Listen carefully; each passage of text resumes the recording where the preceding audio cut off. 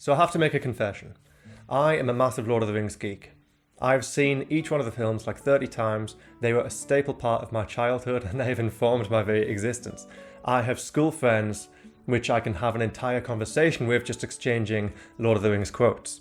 If I was ever off school, I'd be watching Lord of the Rings. If the theatrical version was on the TV, I'd be watching that and complaining about the missing scenes. And don't even get me started on Lord of the Rings drinking games. So yes, I've seen the films quite a lot and I know the films scene by scene. I can replay the films effectively in my head. It's that bad.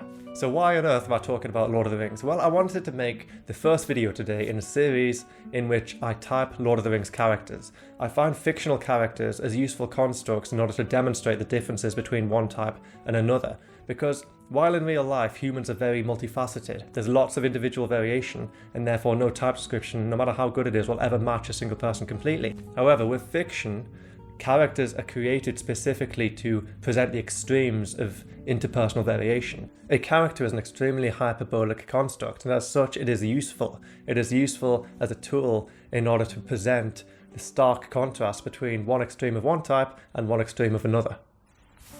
So in today's video I'm going to focus on the 4 Hobbits, but a small disclaimer before I do, no pun intended, is that the Hobbits are a different race.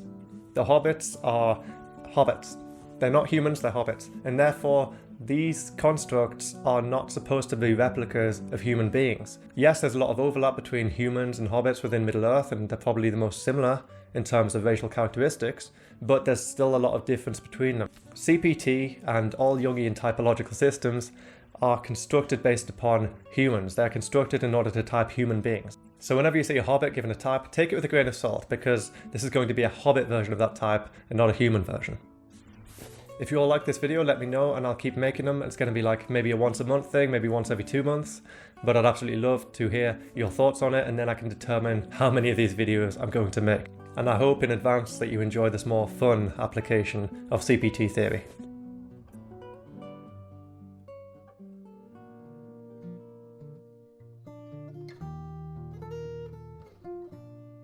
So I wanted to get this ball rolling with Frodo, and this is going to be probably the most controversial point in this video. Why? Because every single person on the internet seems to be typing Frodo as an INFP, and I get it. Most of the 3 films you see him displaying a kind of emotional privacy, you see him being very detached and aloof in some respects, you see him being quite perfectionistic, and you see him being a more like a sensitive soul. You see him displaying a lot of HSP-like qualities, and to be honest, most of the 3 films, he's in a relatively quiet and introverted state because he's fighting this constant inner battle with Sauron. However, I do not think Frodo is an INFP. I don't even think this guy's an introvert. If you look at most of the screen time he has in Lord of the Rings, you have to take it with the fact that he has the One Ring. He is wearing the One Ring around his neck. He's fighting this constant inner battle. It doesn't matter if you're an extrovert or an introvert. If you are sucked into this dark void, if you are continuously and perpetually living within this state of inner struggle, whereby all of your energy has to be directed internally, you're going to be an introvert. You're going to display introverted characteristics. You're going to be quiet, you're going to be sensitive, you're not going to have a lot of energy to spend elsewhere because all of your energy is being directed internally.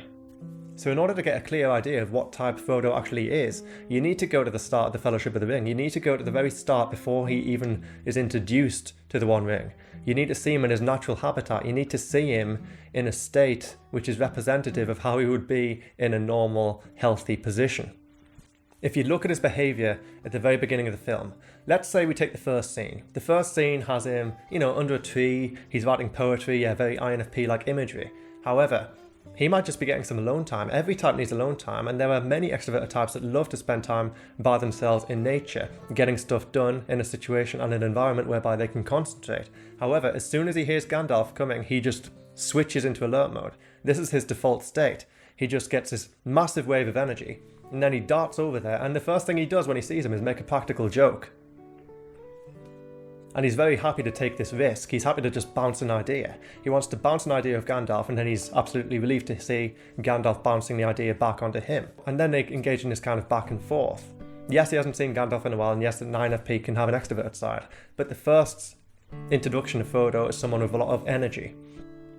And now let's fast forward to the Green Dragon Inn scene. He's hanging out with some Hobbit friends, like Sam included, and he's just bouncing. He's bouncing ideas. He's got a lot of energy. He's very comfortable being around a large crowd of people, which, Sam obviously isn't. And he's just bouncing ideas again. He's interacting with people. He's carrying the energies of the situation, and he's actually performing quite a leadership-like role. If I recall correctly, he's actually buying a round of drinks too, which is, that's nice, isn't it? And the first dialogue he has within the Green Dragon Inn scene is deflecting a criticism.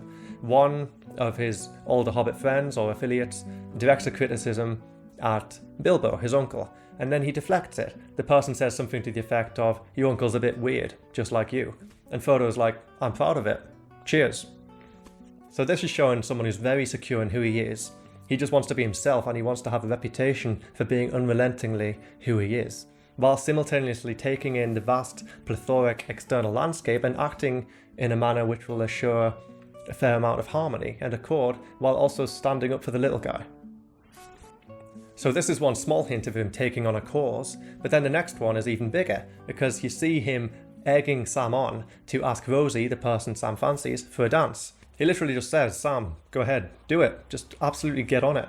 And then Sam's obviously like, "Oh, I'm just going to have another ale." And then Frodo, suddenly and mischievously, disregards Sam's unwillingness to, dance with Rosie, and he literally grabs the guy and pushes him into Rosie. And then he watches the scene unfold, with Sam obviously being a bit awkward and Rosie being glad that Sam's actually made a move, and begins to laugh. He's enjoying the chaos he's just created because he knows it's what's right for the person. He doesn't care what Sam says that he wants, because he knows him so deeply on an FI level that he can just push the guy into it, knowing that that is the move that is best for him.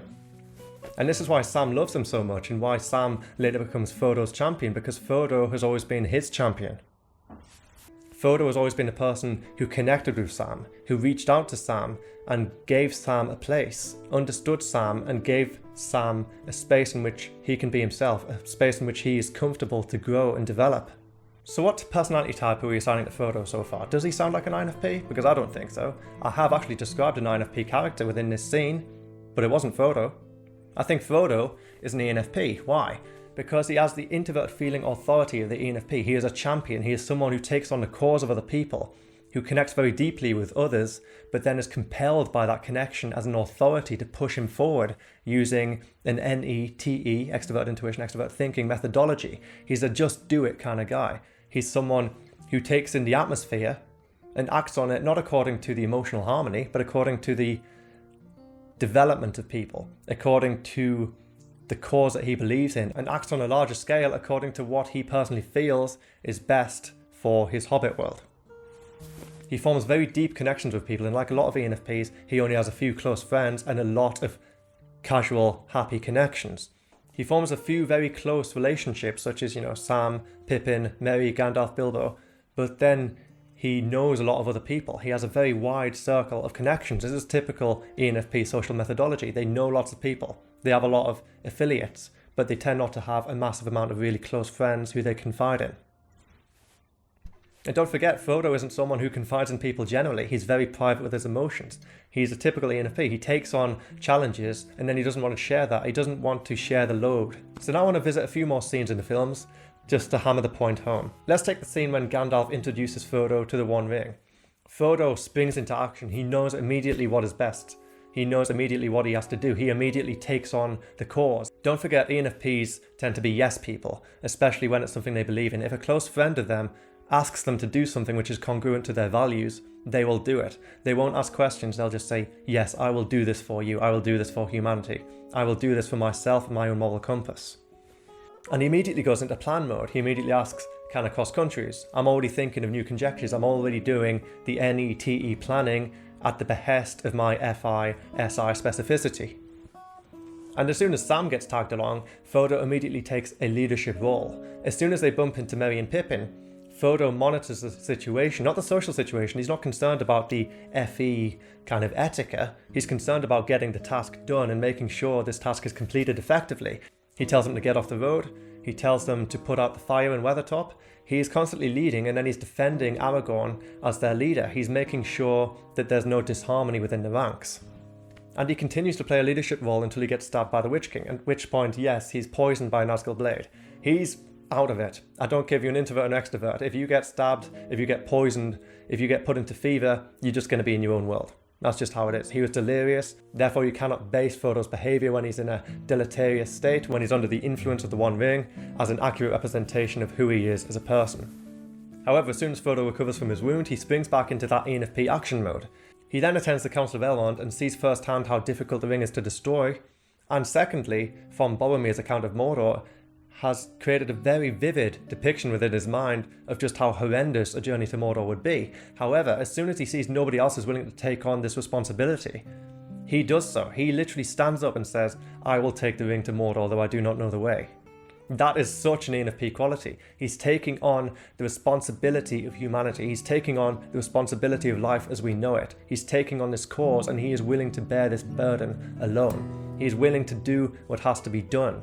INFPs, yes, they have an incredible strength, but they tend not to be action people. They tend not to be decisive naturally. Whereas Frodo, as an extreme version of an ENFP, as I was saying again about fictional characters, he immediately steps into action every time he's called upon to do something, even when he's not asked directly.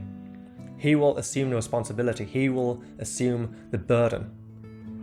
And we go further into the films and we realise more and more just how much Frodo is adamant and stubborn in bearing this burden alone. He does not want anyone else to bear this burden because he knows, he can relate to just how much of a deleterious effect it would have upon them. He doesn't want anybody else to go through what he has gone through.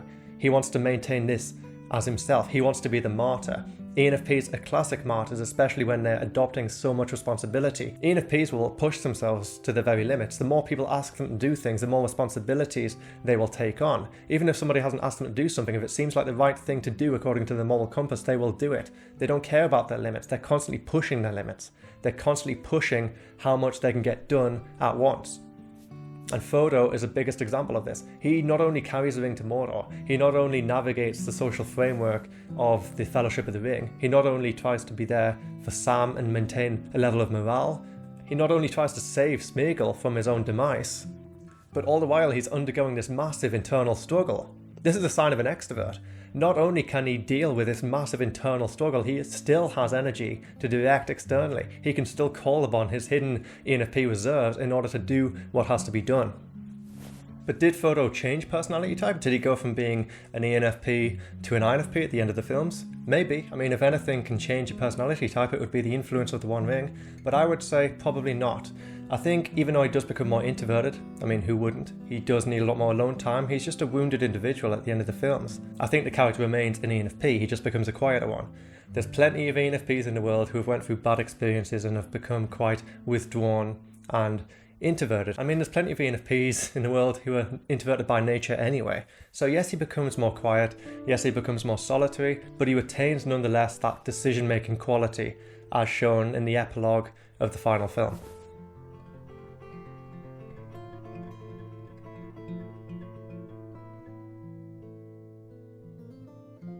And next, let's take Sam. As I've already mentioned, at the beginning of the Fellowship of the Ring in the Green Dragon Inn scene, he's displaying very INFP-like qualities. He's being very withdrawn, very private, very sensitive, and still remaining highly in tune with his emotions in a very SI, concrete, intense manner, and completely infatuated with the woman of his dreams, and completely focused on this specific person. He feels very uncomfortable opening up to others, he feels very vulnerable, and he's very much an artist. He's someone who spends the vast majority of his time creating. He's a gardener. He's someone who takes great joy in the microcosmic ecology of gardening. He loves to watch things grow. He longs for harmony. He's so in touch with beauty. He's someone who loves to create. He's someone who loves to just observe the growth of things. And he's someone who doesn't have a lot of acquaintances. He may even need other people to sort of help him make those acquaintances. But he's also someone who forms very deep and intimate bonds with the people he feels he can trust. Frodo being the greatest example of this. Frodo is someone who he can just open up to. He values his relationship with Frodo more than perhaps anyone else because Frodo is a person who knows him. INFPs value this so much. If they feel somebody knows them on a deep level, and if they feel they can trust someone, they will form a very deep attachment to that person that can only be broken with severe betrayal. And Frodo never let Sam down. Frodo never betrayed Sam. Frodo was always there for Sam, and therefore he has Sam's unwavering, unrelenting loyalty. But Sam isn't only this very emotionally intense, very private, dreamlike individual. He's also a genius. Like many INFPs, he's someone with an incredible ability to quickly acquire new skills, and he is directly connected to the contingency in an observational capacity of the mechanical world. He knows when things are going to go wrong. He's very suspicious of things which could put a spanner in the works. As soon as there's new variables entering the equation, Sam is the first one to say things like, where's he leading us? He immediately notices when Aragorn's introduced that there's a new variable at play. I don't know where things are going. My perfectionistic, oppositional TE nature compels me to seek an understanding of what's going on, to get a better sense of where this could go. Sam is very, very aware, perhaps even more than Frodo, of where things are going to go from this point. What is the causation of events? And don't get me wrong, I understand that Sam was partaking and actually cooking the tomatoes, sausages and nice crispy bacon at the top of Weathertop, but he was doing this because he wasn't aware. Frodo didn't effectively communicate to him the implications of setting a fire when there's loads of Nazgul chasing you. And maybe that was a bit of an error on his part, but most of the time he displays an acute awareness of causality, and this is an INFP trait. And also keep in mind that cooking a meal for someone is very much something that could distract an INFP from their usual common sense. And Sam's character development throughout the 3 films is so representative of the INFP journey. It's someone who starts very sensitive, very even indulging in their own emotions and their own sensitivities, and then gradually begins to take responsibility for the external world. There's someone who's no longer just observing, there's someone who's no longer just taking an observational capacity and worrying about things. They're no longer someone requiring leadership. No, they're someone who can actually take a leadership role in their own right. They can perform, often in a solo role, a very important task, predicting the needs of another person. They don't need another person to give them orders. They can just take a task and react to it and stand up for the needs of the situation. And their natural high intelligence when it comes to learning new skills and navigating mechanical NEE environment can enable this type to get through situations that any other type might actually struggle with. I mean, not only does Sam become, in my opinion, the greatest fighter out of all the Hobbits, he takes this fighting ability and he continues to develop it, he continues to hone it in a way that's often displayed with INFPs. INFPs are often incredibly skilled people, especially when they're acquiring a skill at the behest of a cause. And Sam is an excellent example of this. He's already an adept fighter, he's already getting the hang of it, when he's using the saucepan and a sword in the Tomb of Balin. But he actually takes this to the next level. He is a hobbit, a very small fellow, who was able to take on 3 fully sized orcs at once. It's incredible. When he is rescuing Frodo in The Return of the King, he very intelligently employs the lighting in order to cast a large silhouette to make the orcs, very primitive creatures, fear that there's a giant coming after them, and he even does all the growling and stuff. This is an excellent use of the INFP intelligence. And then, they're surprised. But he even uses that surprise to his advantage, and the fact that they went through so much, changing emotions actually lowered their guard, and then he was able to very skillfully dispatch them with very minimal effort. This is a classic example of an INFP who's pushed into a corner and is forced to employ their TE-NE in an incredibly convergent manner. So Sam is an INFP who is able to very effectively switch between divergent and convergent employments of NE and TE. And he definitely maintained all of the classic INFP traits, such as worrying about mechanical contingencies, such as when Gollum enters the equation and then he's absolutely worried to death about Frodo. He's not only wanting to ensure the well-being of Frodo, but also ensure that the task is completed. And as soon as Gollum enters the equation, this is an unknown variable. INFPs cannot stand unknown variables. They need to know where things are going. They need to know the contingency. If they don't know, if there's too many possibilities to choose from and no one to select that possibility for them, they become very, very anxious. And even with the trust that he places in Frodo, he's aware that Frodo is suffering, and he's aware that Frodo is under the influence to some extent of the One Ring, and that stresses Sam out even more, because INFPs need someone they can trust. And what better example of the incredible capabilities of the INFP when they're really forced into a corner and forced to employ their TE-NE mastery to the very peak of its capabilities, as when Sam faces off against Shelob. It's a tiny little hobbit facing off against one of the most dreaded monsters of Middle-earth, and guess what? He wins. Through guile, through predicting the moves of his enemy, and through a very acute observational awareness of his enemy's weaknesses, he's able to exploit those weaknesses in order to win a fight which he would not have otherwise won. To me, Samwise Gamgee just rings INFP through and through, not only in his natural weaknesses, but in also the way that he overcomes those weaknesses and becomes someone who is incredibly capable. And I really do think the ENFP-INFP combo of Frodo and Sam were absolutely perfect, and they're probably the only combination of types which could have done the things that they did. And on a final aside, just look at Sam's reaction when he realises that Frodo is going forever. INFPs create friendships for life. INFPs invest so heavily into their relationships, into their close human bonds, or hobbit bonds, if you will, that they cannot let them go. They will not let them go. INFPs create relationships for the relationships to endure ad infinitum.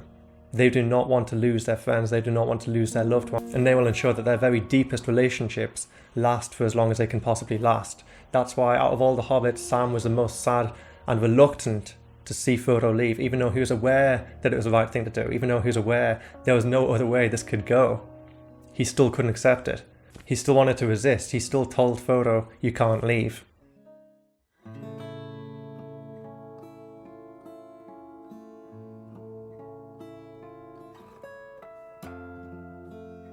And now let's take a step into more controversial territory. I'm going to take Merry. Merry, if anybody looks at Merry, they see someone who's very extroverted. They see someone who's very in the moment. They see someone who's very attached to the external concrete world and who is able to take reality in his stride, so to speak. He has this mischievous side, but he also has this very logical side. He seems like a very well-rounded extrovert at first glance. However, I would argue that Merry is in fact an ISTP. Yes, you probably didn't see that coming, did you? There's a lot of reasons for this. First of all, I think he's an NI user, and I think this NI is convergent. He's someone who's constantly internalizing a vision within his head in order to predict the causality, and not only predict the causality like a divergent intuitive, but also create his own causality. Merry is the person who comes up with plans and sees them through. Merry is the person who comes up with plans in order to ensure a fun SE experience. His plans are always informed by the external world, and this implies to me a divergent SE feeding into a convergent NI. However, I don't think he's an ISFP. I think, as many of you would agree, he is an introverted thinker. He's very logical, and his logic is internalized rather than externalized. He comes up with logical visions. He comes up with logical steps in order to achieve an SE outcome. I don't think he's an ESTP though, because I believe his intuition is convergent. ESTPs don't come up with plans and concoctions. They're not schemers. ISTPs are one of the more scheming personality types, and I don't mean this in a bad way. ISTPs tend to be one of the types most acclimatized to creating a causality within their head and then enacting it within an SE kind of medium. This is why ISTPs are not only visionaries, but they're visionaries with a concrete attachment. They're visionaries not of this kind of abstract ideal future. No, they're visionaries relating to a concrete. They're people who create products. They're people who create new skill sets, new ways of doing things. And I think we can agree that Merry does in fact create lots of new ways of doing things. So he's always leading Pippin into new situations. He's always saying, "Oh, this will be fun, let's do that. This will be fun, let's do that." But it's after he's created that plan in his head in the first place. It's not just a spontaneous decision. It's something that he is, through an SE intake of previous experiences, reflected upon and then found an objective means in order to realize in reality. Merry is very much a rebel. He's someone who does his own thing, and he likes to push the laws. He likes to push the rules. He's obviously a convergent thinker. I think he's a convergent thinking dominant like an ISTP, because he internalizes the rules and then he sees what he can push. What can I get away with? What can I not get away with? I think the ISTP is a highly misunderstood personality type. Not a lot of people seem to get the more extroverted side of the ISTP. Not a lot of people get the spontaneity of the ISTP. Not a lot of people understand just how gregarious and outgoing the ISTP can be. I think that people have a very warped view of the ISTP, and I think a lot of celebrities such as, Bruce Lee, Tom Cruise, Arnold Schwarzenegger, who are actually ISTPs, tend to be mistyped as other types because people just can't get it into their head that the ISTP can often be a very outgoing, spontaneous, outspoken character. Now let's take some more scenes. We have the additional scene of mischief when Pippin and Merry raid Farmer Maggot's crop and then bump into Sam and Frodo, and then, they all run away, fall down the hill, and then Merry breaks his carrot. And this is yet another example of Merry creating a plan, and based upon previous experiences, he refines the plan in order to make the execution of that plan better next time. However, now let's enter the more logical side of Merry. Yes, the first introduction of Merry is someone who's fairly mischievous, who likes to play around with different SE causalities. But he has a much more serious side as well, and this is when his true ISTP potential really starts to kick in. And it should be apparent that Merry remains a mischievous individual until he comes face to face with the evil that Sam and Frodo were already acting in anticipation of. This is because Frodo and Sam have intuitive lenses, therefore they don't need to see something face to face in order to assume that it's real, in order to act on the assumption of its reality. However, when it comes to Merry and indeed Pippin, they need to see the evil face to face. They need to take a more empirical approach because SE is a concrete lens, and therefore things can only ever be real when they are tangible and more than just a concept. This is why Merry suddenly transitions from this mischievous rogue-like character who likes to play pranks to a deadly serious, highly logical character. This is someone who takes in extrovert sensing concrete information and codifies it within introvert thinking and introvert intuition. He gets very frustrated when Pippin makes errors, and he reaches the very peak of his tolerance when Pippin steals a Palantir from Gandalf and then has this incredibly terrible seizure.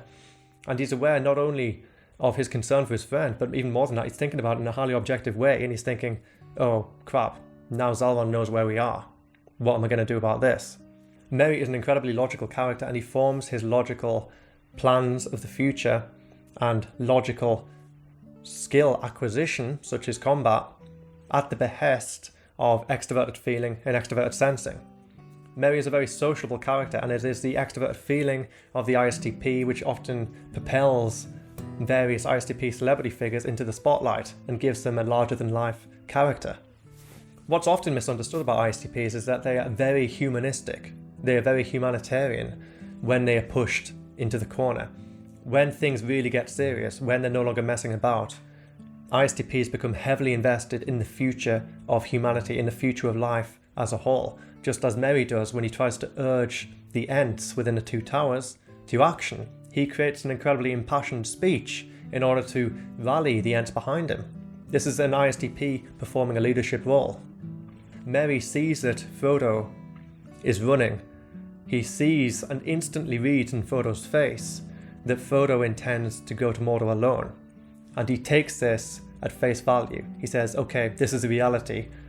This is the FE-SE reality, and I'll have to work with this. What am I going to do? He immediately comes up with a plan in order to distract the Uruk-hai.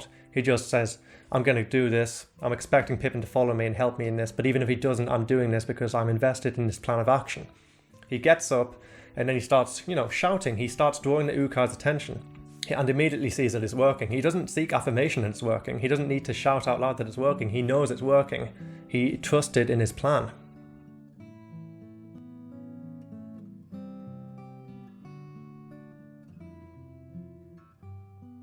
And finally, let's take Pippin. Again, Pippin is seen by many people to be an extroverted hobbit. Why? Because he's very attached to the concrete world. We know he's got extroverted sensing. He's very spontaneous. He just seems to be interacting with things constantly. He doesn't seem to be able to keep his hands to himself, and that's why he keeps landing himself and others in massive trouble.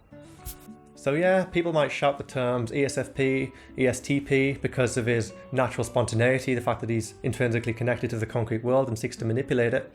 But if you really knew people of that type, would you really say that they are Pippin? Would you really say that Pippin is even possible within that cognitive stack? ESFPs are incredible individualists. They tend not to follow. ESFPs are more inclined to lead.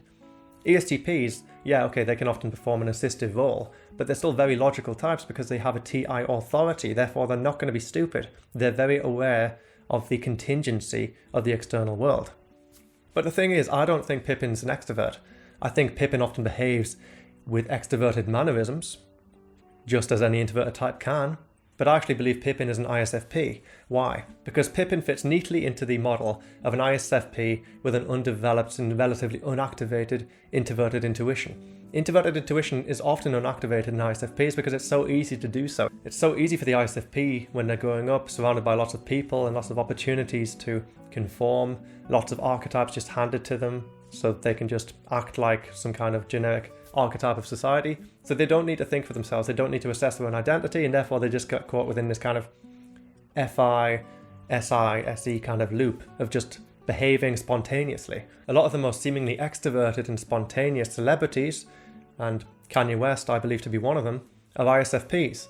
When an ISFP doesn't have a developed introverted intuition, they rely on other people to hand them an identity. They are easily led.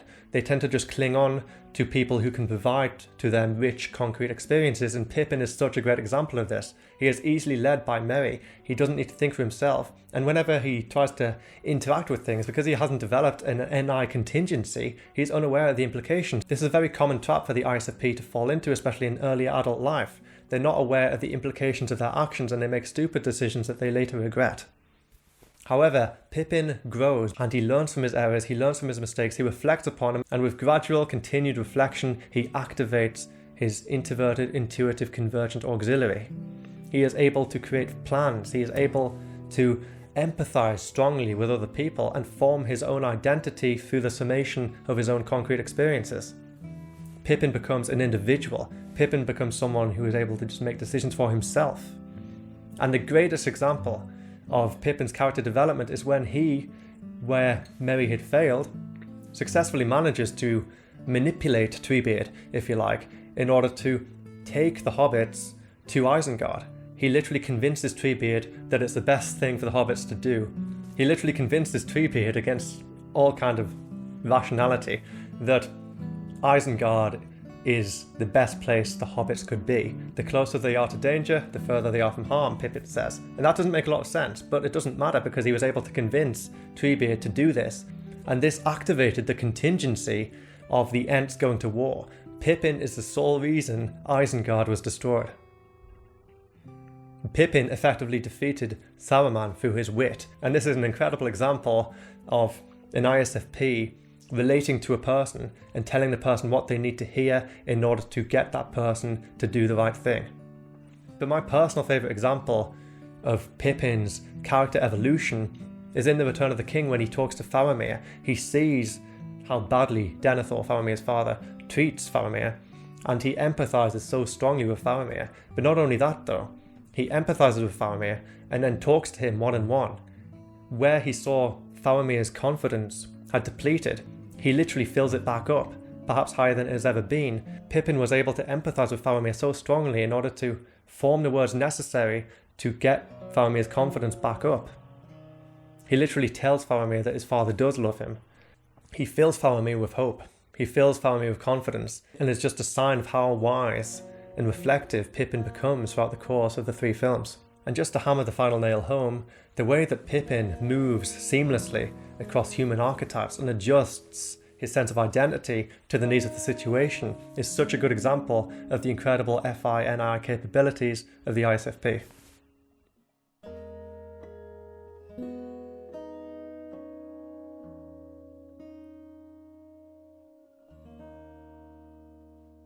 Bonus Hobbit. I wanted to also do Bilbo Baggins, not the Bilbo Baggins from the Hobbit films, not even Bilbo Baggins necessarily from the Hobbit books, but rather Bilbo as he is displayed in the Lord of the Rings films. He doesn't get a lot of screen time, so it's very difficult to form an accurate impression of what the character is. But based upon his history, so I guess referencing the Hobbit slightly, as is mentioned at least in Lord of the Rings, and based upon his interactions with people and his own personal way of relating to his feelings and his thoughts, I believe Bilbo is actually in fact an ENTP. Why? I believe Bilbo's convergent stack, his dominant stack, is extroverted intuition and extroverted feeling. I believe Bilbo is someone who prioritizes the emotional harmony of the situation, who moves according to the needs of the displayed emotions. Bilbo is someone who is able to make a lot of friends. Bilbo is someone who is able to tell people what they need to hear. He's very socially intelligent. As an extroverted intuitive dominant, he has a rebellious streak, but he tends not to employ this rebelliousness in a way which would endanger social harmony. So whereas the ENFP like Frodo would be, I am who I am, deal with it, Bilbo is much more like, I am who I am, I want to do all of this experimental stuff, I'm a bit out there for a hobbit, but I do not want to be in situations where I feel emotionally uncomfortable. I don't want to be in situations where people are telling me I'm doing bad, where people are blaming the chaos of the social experience on me, because I take responsibility for the social experience and therefore I'm going to evade those situations where people are going to be speaking to me in a disparaging manner.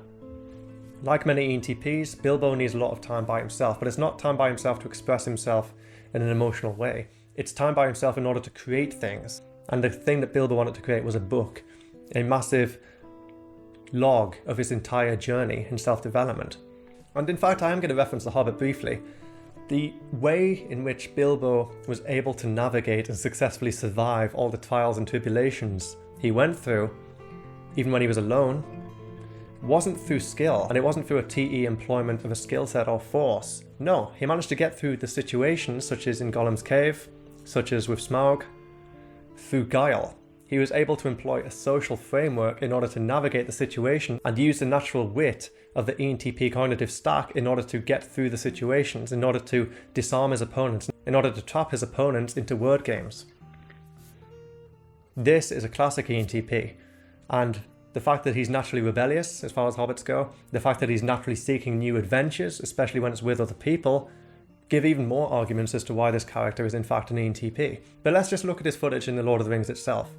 The first footage is someone who's just keeping to himself. I mean, he's been there, done that. But that doesn't stop him from organising a massive party in his own name. Do you know any ENTPs who wouldn't want to do this? I mean, he immediately gets up on stage, takes responsibility for the plethoric, extroverted, intuitive, extroverted feeling landscape, and creates a riling speech that not only gets people to laugh, not only gets people excited, but also in an extremely mischievous way, which is kind of reminiscent of the way that the ENTP sometimes resents their own extroverted feeling.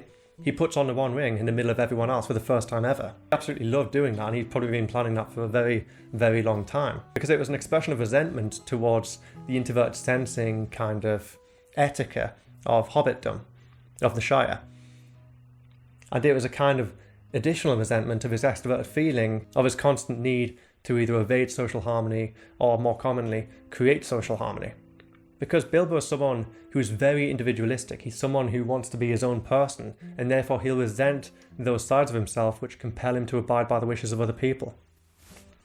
Another point is the fact that Bilbo never seems to have had a great emotional internal dialogue. He's often been so concerned with the emotions of the outer world that he hasn't had a lot of conscious space for his own emotions. He's been unaware of how things are affecting him.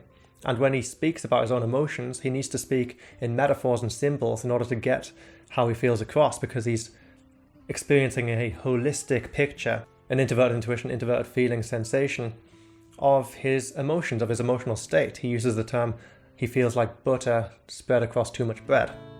Like with many ENTPs, Bilbo is extremely emotionally private, and this is shown by the very few people he actually confides in, the very few people he trusts enough to let his guard down, to let his masks down. And to some extent, Frodo is one of these characters, but much more than that. Gandalf is probably his closest friend. Gandalf, an INFJ, is the character that Bilbo, an ENTP, feels safe with, feels he can let down his guard with.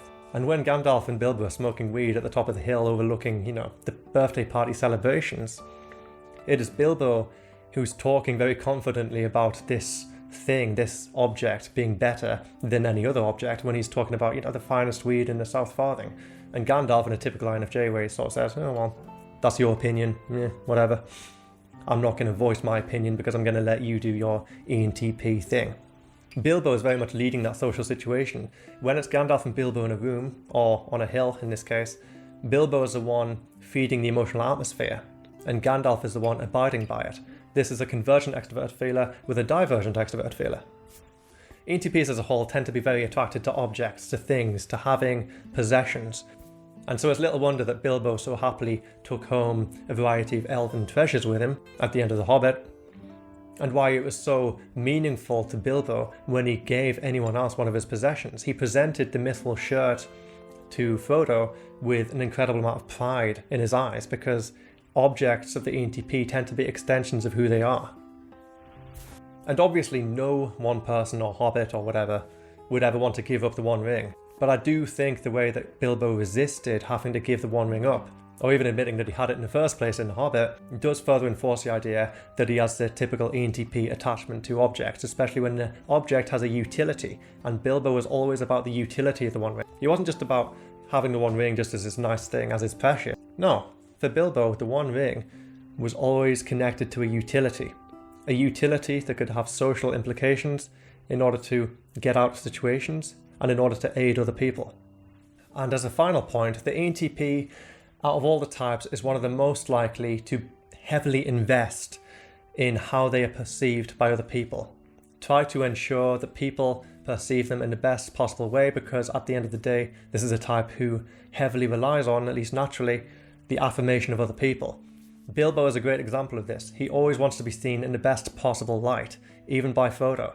When he reveals to Frodo, someone who has always looked up to him, his darker side, when he tries to snatch the ring out of Frodo's hand in Rivendell in the first film, he becomes incredibly ashamed of himself afterwards. He becomes an ENTP who has just shown someone a dark side of themselves that they were trying to conceal, who has shown someone who they feel incredibly emotionally attached to, a side of themselves they never wanted the person to see. His reaction to that was to break down. ENTPs hate to break down in front of people. ENTPs hate to be seen as weak. And the fact that he felt so much shame at that point is reminiscent to me of an ENTP who has not only been hiding behind masks and not only been presenting an idealized version of themselves, but has also not been aware of just how much guilt and how much shame they were harboring in the first place.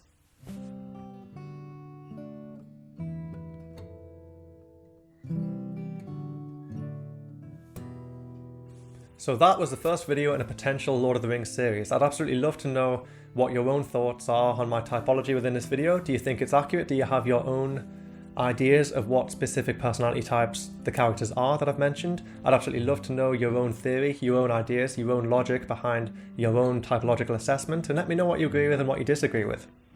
And perhaps even more importantly, let me know if you want to see more videos like this. Has this been informative? Has this been useful? Has this been entertaining? I'd absolutely love to know if it's been positively received. And from that information I can decide whether or not I should continue making videos like this. If we decide between us that these videos are good, that these videos are worth populating the channel with, they're not going to be very regular. They're probably going to be like, at most, once every 6 weeks, once every 2 months.